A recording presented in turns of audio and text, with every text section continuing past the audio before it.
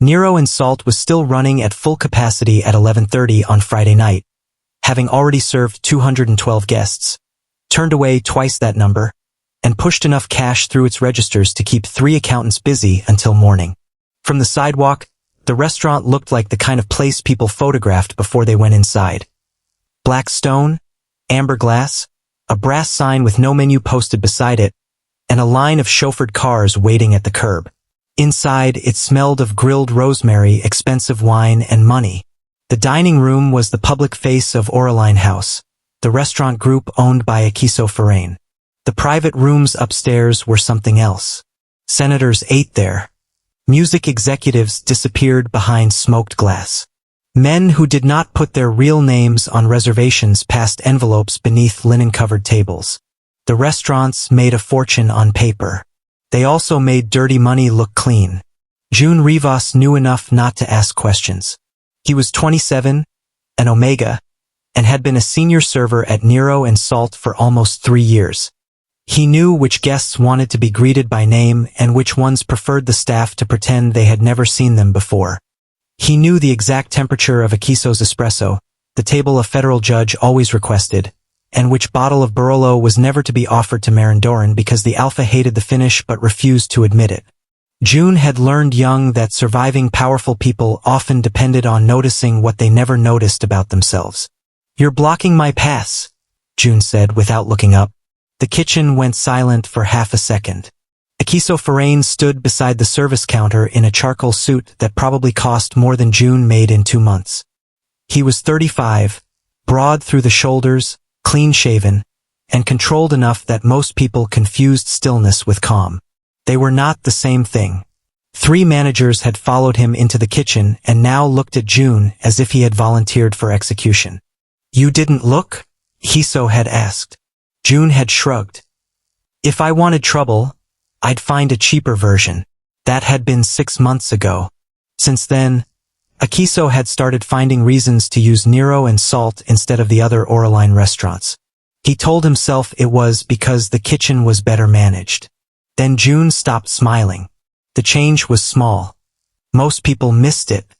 He still greeted guests, still moved through the room with the same efficient pace, still corrected new servers without humiliating them.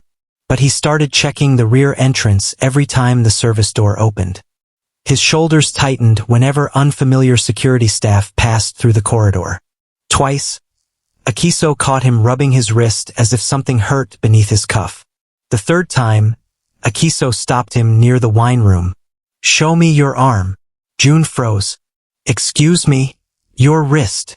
"It's fine." Akiso held his gaze. June's Omega scent, normally dry cedar and citrus peel, sharpened with a thread of anxiety. It was subtle. June used suppressants during work, and Akiso had spent years training himself not to react to scent the way other alphas did. Still, he noticed. "I fell," June said. "On someone's hand?" June's eyes narrowed. For 1 second Akiso thought he might actually tell him. Then June pulled down his cuff. "I have 6 tables." Akiso let him leave. He disliked the decision almost immediately. What June had not told him started 3 weeks earlier with a closing sheet. Nero and Salt handled more cash than most luxury restaurants because certain private events were deliberately billed that way. Servers did not see the larger accounting system, but senior staff signed off on nightly totals before sealed bags went downstairs. June had worked enough closings to recognize the normal pattern. One Thursday, a wine invoice for $18,000 appeared against a delivery he knew had never reached the building. 2 nights later, the cash total on the manager's copy no longer matched the amount June remembered signing. He photographed the next sheet before turning it in. It was an old habit. At 19, June had worked at a hotel where a supervisor stole tips and blamed 3 immigrant employees. June had spent 2 weeks proving he had not touched the money. Since then, he photographed schedules, payment sheets, and anything carrying his signature. The first photograph showed nothing except numbers. The second changed his life. June took it beside the rear office after closing. Behind the paper, slightly out of focus, a man from Belak Wine Imports was exchanging one sealed cash bag for another with a restaurant security contractor. June did not know what the bags contained. He did know Belak was not scheduled for a delivery, and the security contractor had no reason to be touching restaurant funds. He backed up the photograph automatically, put his phone away, and went home. Someone followed him. June noticed the same black sedan twice in 4 blocks. He changed direction. Changed with him. He entered a 24-hour pharmacy, waited 15 minutes, and left through the side exit. The car was gone. The next evening, his apartment door was open by less than an inch. Nothing valuable had been taken. The cash hidden beneath the bathroom sink was untouched. His old laptop remained on the desk. But every drawer had been opened, and across his small kitchen counter someone had written 3 words in black marker. Delete the photos. June stared at the message until his breathing slowed. Then he deleted the image from his phone. He emptied the trash folder. He removed it from the cloud account attached to the device. What the person who had entered his apartment did not know was that June had set his phone to mirror work documents to a second storage account after the hotel incident years earlier. He left that one alone. The following morning, a man stopped him outside the staff entrance. "You cleaned your phone?" Akiso did not connect the bruises to Marin. He did the opposite. Marin had served the Farane family for 18 years, had once taken a bullet meant for Akiso's father, and still knew half the restaurant staff by name. When Akiso mentioned that June seemed afraid of someone, Marin immediately increased rear door security and promised to check the contractors. 3 days later, June missed pre-service briefing. He had never vanished from a shift in almost 3 years. By 5 o'clock his phone was still dead. Akiso left the financial report open on his desk and reached for his coat. Akiso stood. Marin looked up from the opposite chair. "I'll send someone." "No." "Akiso." "I said no." He took June's address from the employee file himself. The apartment was on the 3rd floor above a tailor shop in a neighborhood where the buildings were narrow and old enough for every stair to complain under a person's weight. June's door was closed but not locked. Akiso touched it once and felt it move. He drew the pistol beneath his jacket before entering. The living room had been destroyed. A chair lay on its side with one leg broken. Couch cushions had been cut open. The small television was face down on the floor. Cabinet doors hung from bent hinges. Someone had ripped the mattress open in the bedroom and emptied the closet into the hall. Akiso saw blood on the corner of the kitchen counter. His pulse changed. "June." No answer. He checked the bathroom, bedroom, closet, fire escape. Then he heard a scrape behind the kitchen island. Akiso rounded it fast. For one brutal second he stopped breathing. June was on the floor with his wrists tied behind his back and his ankles bound with electrical cord. One side of his face was swollen. His lower lip had split.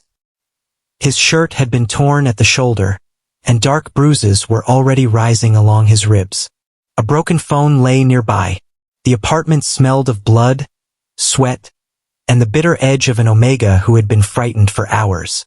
June flinched so hard when Akiso crouched that his shoulder struck the cabinet. "Don't, June. It's me." June blinked several times. His eyes struggled to focus. Then recognition came. It did not bring relief. "Did you send them?" Akiso went completely still. June swallowed and immediately winced. "Just tell me." "No. They knew about the restaurant. I didn't send anyone." Akiso put the pistol aside where June could see his empty hands and took a folding knife from his pocket. "I'm cutting the cord." June nodded once. Akiso cut the cords carefully. June's wrists were raw, and when he tried to stand his legs folded under him. Akiso caught him before he hit the floor. June stiffened at once. "I can walk. You just proved otherwise. Put me down." Akiso ignored that and lifted him. June's voice dropped, weaker now. "I don't want to owe you." Akiso adjusted his hold without tightening it into a restraint. "Then survive first. Hate me later." June stopped fighting. When he woke hours later, his ribs were bandaged. His face had been cleaned, and Akiso was sitting beside the window with an untouched espresso. June pushed himself upright and looked immediately toward the door. "Where am I?" Residential floor above Nero and Salt. June stared at him. You have an apartment above the restaurant? Several. Of course you do. The answer came out rough, but it was still recognizably June. Something in Akiso's shoulders loosened. A doctor examined you, Akiso said. 2 cracked ribs. No internal bleeding. Mild concussion. Your wrists will heal. June looked toward the door. I need to leave. No. His expression changed immediately. Akiso caught it and corrected himself. You shouldn't leave yet. But the door is unlocked. You can leave if you choose. June looked at the handle, then back at him. That sounded painful for you. It was. A faint smile tried to appear at the corner of June's mouth and failed because of his split lip. The doctor returned an hour later, changed the dressing around June's wrists, and told him not to work for at least 10 days. June asked whether he could manage 5. The doctor said no. June asked 7. Akiso finally told both of them to stop negotiating over fractured ribs. There was a quiet sound outside the room. June froze. Who is it? Me. Akiso. Why are you outside my door? A pause. You were making noise. June rubbed both hands over his face. And you decided to sit in the hallway? You told me you don't like people entering without permission. June looked at the closed door. He could smell Akiso faintly through it. Something dark and dry, cedar smoke and bitter coffee. Normally June kept his suppressants strong enough that alpha sense registered as little more than information. Tonight, with his nerves stripped raw and the medication making him tired, Akiso's presence did something uncomfortable to the tightness in his chest. Not desire. Relief. That frightened him more. June opened the door. Akiso was seated against the opposite wall in shirt sleeves, jacket gone, collar open. No weapon visible. No guards inside the hall. You can come in, June said. Akiso stood but did not touch him. They sat in the living area with only one lamp on. June wrapped both hands around a glass of water. For several minutes neither spoke. I still don't know if I trust you, June said eventually. I know. That doesn't offend you? It irritates me. Different problem. June snorted and immediately pressed a hand to his ribs. Don't make me laugh. I didn't. You did accidentally. Another quiet minute passed. Then June asked, how much do you know about what happens through those restaurants? Akiso did not pretend to misunderstand. Enough. Are they fronts? No. They are real businesses that also move money for my organization. June's gaze sharpened. You say that like it's a normal accounting option. In my family it was. Was? Akiso looked at him. You haven't shown me what you found yet. June studied his face for a long time. Akiso did not press. Finally, June picked up the new phone, opened a browser, and signed into an account Akiso had never seen. He downloaded 3 photographs and turned the screen around. The first was a closing sheet. The second was an invoice. The third showed the exchange behind the paperwork. Akiso leaned closer. Belak Wine Imports, he said. You know them. They supply for Oraline restaurants. They didn't deliver that night. I checked the receiving log. Akiso enlarged the image. The man holding the cash bag worked for a private security contractor used by Oraline House. Not someone important enough to explain the operation. Important enough to be useful. Why photograph the paperwork? Akiso asked. June looked down at his bandaged wrist. A hotel manager stole tips when I was 19 and blamed staff. I spent 2 weeks proving I wasn't involved. After that, I stopped trusting anyone else's copy of something with my name on it. Akiso said nothing. June caught the change in his expression. Don't look at me like that. Like what? Like you're about to solve my childhood with money. I wasn't. You were thinking about it. Akiso had been. June handed the phone back. Who controls Belak? Tuesday is seafood receiving. The loading dock is blocked from 5:30 to 7. Wine gets Wednesday morning unless there's a private event. Akiso checked another page. There was a private event. Upstairs room 3? Yes. Then still impossible. Room 3 was closed because the refrigeration line flooded the pantry next to it. We moved the guests to Oraline West. Akiso stared at him. June looked up. What? Nothing. That face means something. I'm wondering why I pay 6 people in compliance when apparently I needed 1 angry Omega with a good memory. You should probably pay the angry Omega more. Done. That was not permission. Too late. June threw a napkin at him. It was the first time Akiso laughed in front of him. The sound was brief and low, but June stopped moving. Akiso noticed. What? Nothing. That face means something. June narrowed his eyes. Don't steal my lines. Akiso almost apologized. Instead he waited. Foster homes, June said finally. Sometimes there was enough food. Sometimes there wasn't. You learn not to trust a full plate. Akiso leaned against the counter. How old were you? 9 when my father died. 11 when my mother did.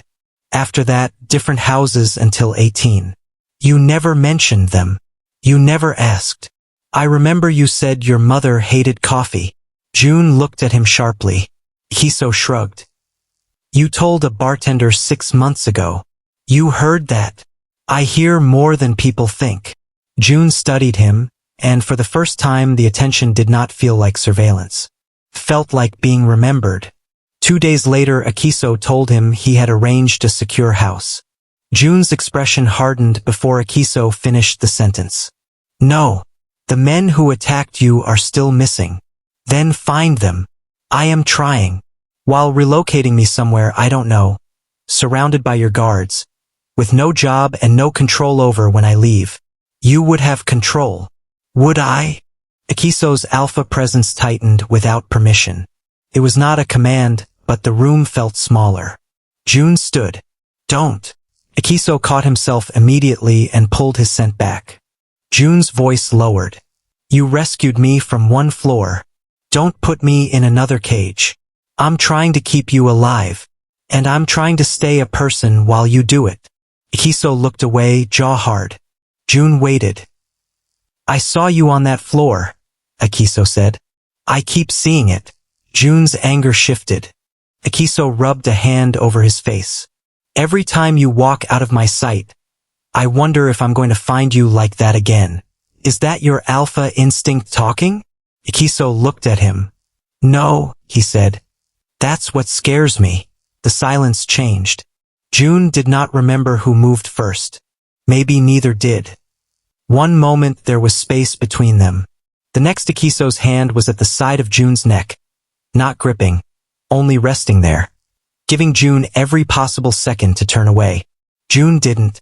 He caught Akiso by the shirt and pulled him down. The kiss hit harder than either expected. Akiso's control held for 1 breath, then broke just enough for June to feel how much had been underneath it. Akiso kissed him deeply, one hand sliding into June's hair while June pressed closer, the edge of the counter against his lower back. June tasted coffee and the mint Akiso kept in his office. Akiso's scent surrounded him, heavy enough to make his pulse jump, but never pushing against him like a command. June pulled him closer anyway. Akiso stopped first. He stepped back with visible effort. June stared at him, breathing hard. Why did you stop? Because you were beaten in your apartment less than 2 weeks ago. Because I pulled you out of there. Because you are living in a building I own while I control the people protecting you. Akiso's voice was rough. I will not let you wake up later and wonder whether gratitude made this decision for you. June's expression softened, then sharpened again. That's annoyingly reasonable. I have rare moments. Don't get used to them. Akiso almost smiled. The next morning Sarah Ferrain arrived at Nero and Salt before opening. She did not ask to see June. She went directly to the upstairs office, placed a financial report on Akiso's desk, and said, We have a problem large enough that I am no longer asking what you want. Marin stood beside the window. Akiso opened the report. Sarah continued. The Marchet shipping network can stabilize the gaps in our supplier and cash channels. Vex Marchet is willing to formalize the mating agreement. His family wants an answer within 3 days. Akiso looked up slowly. No. Sarah's mouth tightened. This is not about romance. Good. Then marry him yourself. Marin coughed into his fist to hide what might have been a laugh. Sarah ignored it. You can hate the arrangement after it saves the organization. From the corridor outside, June had stopped walking. He had come upstairs carrying 2 coffees. He heard every word. June stood outside the office with the coffees cooling in his hands. June did not have long to pretend the conversation outside Akiso's office meant nothing. Sarah asked to speak with him the next morning. She was elegant, controlled, and far more interested in risk than status. I do not care that you are a server, she said. I care that anyone Akiso loves becomes leverage. June held her gaze. Maybe loving the wrong person makes him weak. Loving the right one doesn't. Sarah's eyes narrowed. Akiso, standing near the window, said nothing. Sarah continued, The Marchette family can stabilize our distribution network. Vex Marchette is willing to discuss a mating agreement, and we have 3 days. June answered before Akiso could. Then maybe you should ask whether Vex wants the same life you planned for him. She left 20 minutes later after agreeing to postpone nothing. June avoided Akiso for most of the afternoon. He told himself he was helping the floor manager reorganize a private event. He reviewed invoices. He checked staff schedules. He did everything except think about Vex Marchette. Akiso found him in the empty dining room after closing. You heard us. Hard not to. Your mother negotiates at restaurant volume. I am not agreeing to it. June stacked 2 menus even though they were already aligned. You haven't seen the full numbers yet. That does not matter. It should. Akiso watched him. What are you actually saying? June stopped touching the menus. I'm saying you spent your whole life holding this organization together. I don't want to be the reason you tear it apart because we kissed once. Akiso's face hardened. Don't reduce this to one kiss because you're afraid of what it means. June's scent sharpened. And don't act like choosing me happens in a vacuum.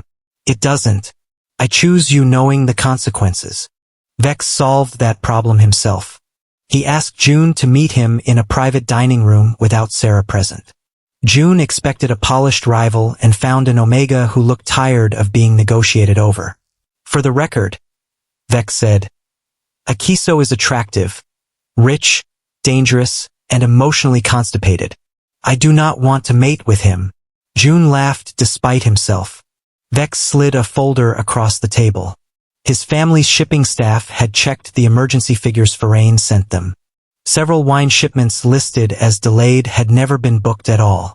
Belak wine imports appeared repeatedly. Someone is making both families believe we need this alliance immediately, Vex said. Manufactured urgency usually means somebody benefits if nobody checks the numbers. That night he joined Akiso and June over the records. The fraud became simpler the more they stripped away the formal language.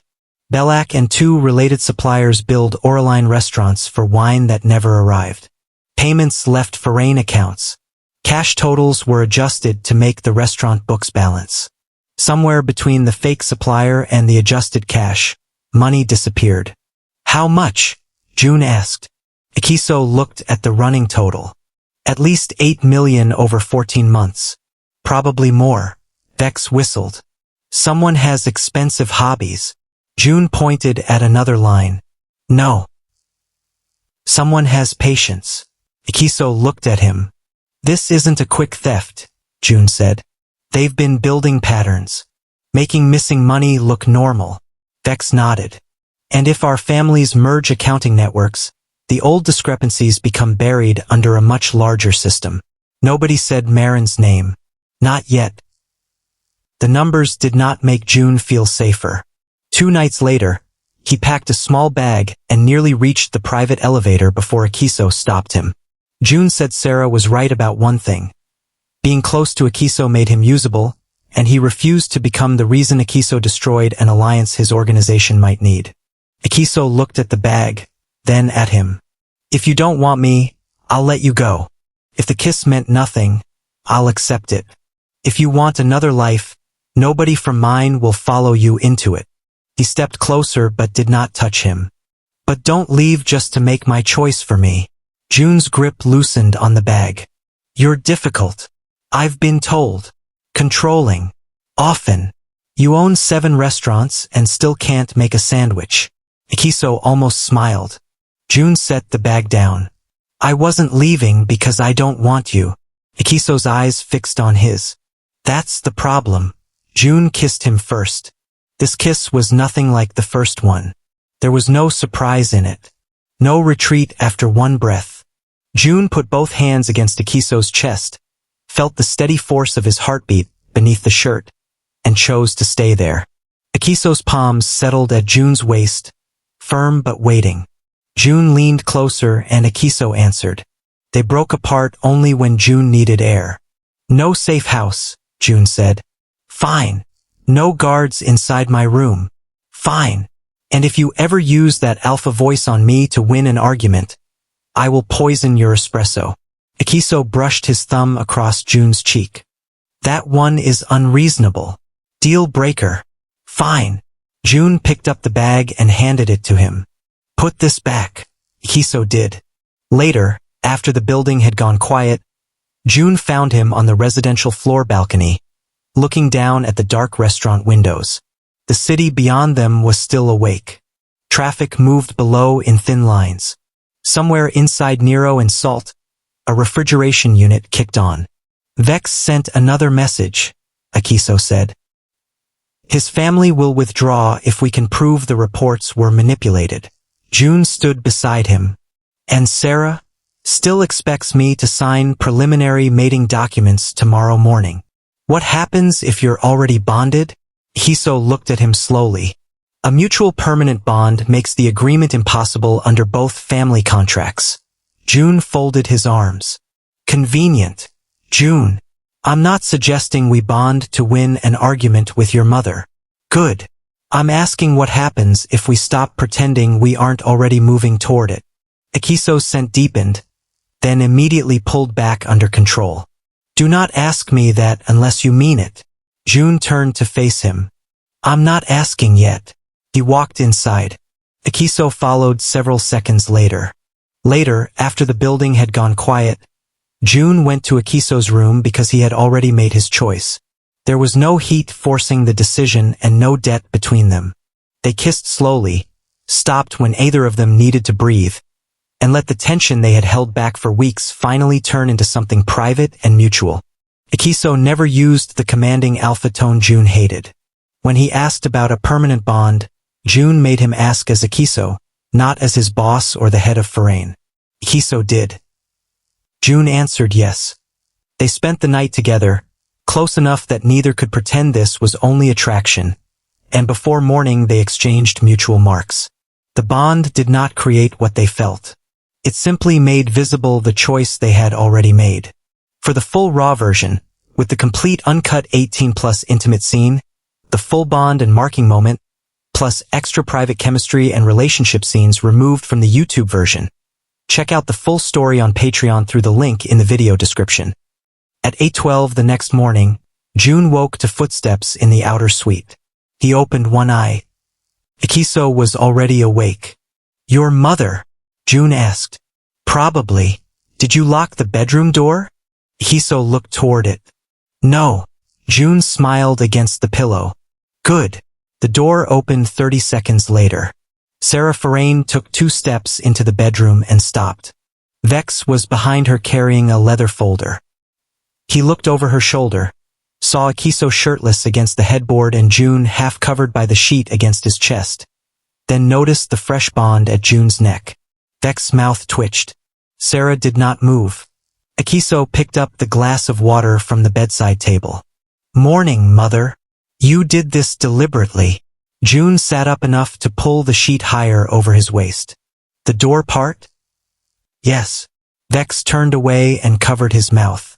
Do not laugh, Sarah snapped. I'm not, Vex said, clearly laughing. Sarah looked at Akiso. The Marchet agreement is now impossible. That was the idea. You could have simply refused. I did. Repeatedly. The morning joke died less than an hour later. Once they were dressed, a foreign analyst arrived with evidence tied to Belak. 2 intermediary accounts opened under June Rivas's identity, copies of his closing signatures, access records using his employee credentials, a burner phone hidden in his old locker, and cash sealed behind a removable panel. Sarah's expression went cold. Vex swore under his breath. Akiso looked only at June. June pulled the tablet closer and studied the dates instead of the accusations. Then his face changed. No. Look at when the first account was opened. It had been created 4 months before June ever photographed the cash exchange. The earliest transfers were small and placed beside legitimate restaurant activity carrying his credentials. They didn't start framing me because I saw something, June said. They chose me before I knew there was anything to find. The evidence stopped looking like proof of guilt. It looked like a pattern someone had built slowly, waiting for the day June would be useful as the person to blame. June nodded. Slowly. If the theft was discovered, it would look like I'd been skimming for months. Sarah looked at him. Why you? June answered before Akiso could. Because I'm easy to explain away. Akiso's eyes hardened. Don't, June said. Don't what? Look offended for me. Think. I was a perfect choice. No parents. No wealthy family. No mate. I lived alone. I signed closing paperwork but never saw the full books. If money disappeared and my signature showed up, most people would assume the server got greedy. Vex leaned back. And if the server vanished? June touched the fading bruise near his wrist. Even easier. Akiso stood so abruptly the chair struck the wall. Marin. Sarah's head turned. You don't know that. His department controls the suppliers. His office received the Marchet reports. Security contractors answer through his chain. Sarah opened a locked archive case. Your father kept parallel supplier authorizations, she said. He trusted nobody with a complete financial trail, including Marin. After he died, I continued the archive. Akiso stared at her. You never told me, because you were exactly the kind of son who would have demanded access before learning why limited access existed. Vex smiled. I like her. Sarah ignored him and unlocked the case. Inside were encrypted storage keys, old contract copies, and handwritten authorization codes. They spent 6 hours comparing them against Vex shipping records and June's closing sheets. The pattern finally broke open shortly after sunset. 3 fake wine distributors shared the same parent company through different registration layers. That parent company paid consulting fees to a private firm. The private firm had been established 16 years earlier by Marin's younger brother, who had died 2 years ago. Control had quietly transferred afterward to an offshore trust, whose administrator was one of Marin's oldest attorneys. Akiso read the name twice. June watched his face. You trusted him, June said. Akiso put the paper down. He took a bullet for my father. People can save you once and betray you later. The sentence was simple. Still hurt. Marin had not only stolen. He had shaped the crisis around the theft. He had exaggerated supplier instability in the report sent to Sarah. He had routed matching warnings toward the Marchet family. The proposed mating alliance would have merged distribution channels, accounting structures, and cash systems. Within the resulting complexity, old discrepancies would be almost impossible to isolate without tearing apart both organizations. June looked at one final timeline and pointed to a cluster of dates. He selected me here. Akiso leaned closer. For months before June discovered the photograph, Marin's office had requested copies of employee identification for a supposed payroll security review. June's documents were among them. Why not a manager? Vex asked. June proposed the trap before Akiso could order Marin arrested. They leaked a rumor through one assistant manager known for gossip. June had kept a handwritten reservation ledger with dates, after-hours deliveries, private room changes, and notes about cash bags. By nightfall, Marin called Akiso asking where the ledger was. Akiso told him to stay away from Nero and Salt while they checked it. After the call ended, June said, He'll come. The next night June put on his old server uniform and waited near the cellar inventory room while Akiso, Sarah, and security listened from upstairs. Akiso hated using him as bait. June kissed him once and said, "Trust me enough to let me do the part I'm good at." Marin entered through the loading door after closing, alone and careful. He avoided the cameras he thought were active and stopped when he saw the notebook in June's hand. "Is that it?" he asked. June glanced down. "Akiso never told you what the ledger looked like." Marin's expression changed. "You were always too observant." "Then tell me what I'm holding." Marin's jaw hardened. $8 million doesn't disappear because one server notices a wine invoice. There are structures behind this you don't understand. People who will not care that Akiso bonded you. Did they care when your men tied me to my kitchen floor? A muscle moved in Marin's cheek. June saw it. "Orson was told to scare you," Marin said. "He became excessive." Upstairs, Akiso moved toward the door. Sarah caught his arm. "Not yet." His eyes flashed. "You wanted the confession," she said. "Let June get it." Downstairs, June kept his face still even though his heartbeat had accelerated. "You ordered it." "I ordered him to recover the files. You should have deleted them when you were warned. You chose me before I had the files." Marin looked at him for a long second. Then he smiled without kindness. "You finally figured that out." "Why me?" "Because nobody would start a war over a server." The words landed exactly where June expected and still managed to hurt. Marin admitted the rest because he thought June had nowhere to go. He had selected June months earlier. No parents, no mate, no powerful family, just enough access to closing paperwork to make the lie believable. Then Marin noticed the edge of the microphone beneath June's shirt. His hand shot forward. June drove a knee into his thigh, tore free, and hit the security control beside the service door. Metal shutters dropped across the loading exits. Marin reached for the pistol under his jacket just as Akiso's voice cut through the corridor. "Hands where I can see them." Marin froze. For the first time all night, the confidence broke. "Akiso, take your hand away from the weapon." Marin slowly obeyed. The guards removed the pistol. Nobody spoke for several seconds. Marin looked at June, then back at Akiso. "You're going to destroy 18 years over him?" Akiso walked closer. "You stole from my organization. Money can be replaced. You falsified my books. I kept the system alive. You had him beaten." Marin's face hardened. "You're destroying everything your father built over a server." Akiso glanced at June. June stood beside the same type of service shelves he had worked around for years, shirt torn at the cuff, breathing hard but upright. Not hiding. Not waiting to be rescued. Akiso looked back at Marin. "No," he said. "You destroyed it because you thought people like him were invisible." Marin was taken through the loading corridor in restraints. Akiso waited until the outer door closed, then went straight to June. For once, Akiso did not issue an order or ask what security had recorded. He looked only at June. June's side ached and one cuff was torn, but he was standing. "My dignity suffered when the microphone slipped." Akiso did not laugh. He touched June's face with both hands, checking him with a care that made the guards look away. June caught one wrist.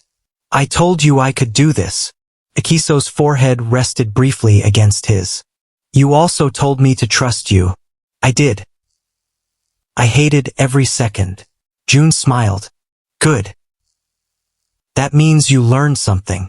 The tension in Akiso's shoulders finally eased when June leaned into him by choice. The recording, Sarah's private supplier archive, and Vex shipping records were enough to finish what June had started. Marin was removed. The accounts connected to him were frozen, and June's name was cleared. Vex's family withdrew from the mating arrangement and kept a simpler business partnership instead. Sarah never became sentimental, but she stopped calling June a vulnerability. Akiso made one larger change. He stripped Oraline House out of the laundering system and ordered the restaurants to operate as legitimate businesses. He was not pretending his entire world had become clean overnight. He simply refused to hide criminal money behind workers who had never agreed to carry the risk. June did not become a decorative mafia prince. He moved into operations working on staff protection, internal audits, and loss prevention because he knew exactly how easily people at the bottom could be used by people above them. June stayed behind after the last server left. He no longer wore a service waistcoat every shift, but he still helped when the dining room was slammed because he refused to become the kind of manager who watched from an office while everyone else drowned. He sat at the bar with a plate of chocolate tart the pastry chef had threatened to throw away if June did not take it. Akiso came downstairs from the private office, removed his jacket, and sat beside him. June pushed the plate over. "You hate chocolate," Akiso said. "I ate half." Akiso looked at the remaining piece. "You're giving me the half you don't want. That's what love looks like after 4 months. Lower your expectations." Akiso took a bite anyway. The restaurant was quiet around them. No private meeting waited upstairs. No cash bags sat behind false invoices. The staff doors were simply staff doors now. June touched the healed bond mark beneath his collar. "Do you ever miss being terrifying?" Akiso turned toward him. "I am still terrifying." If you want to experience the full version on Patreon, with more chemistry, extended private moments, deeper relationship development, and the complete and censored intimate and bonding scenes, you can find the Patreon link in the video description below. The YouTube version has been shortened and edited, while the Patreon version includes the full story with all the additional scenes and details that were removed here. Thank you so much for watching until the end and for supporting the channel. Your support means a lot and helps me continue creating longer, more emotional, and more mature stories for you.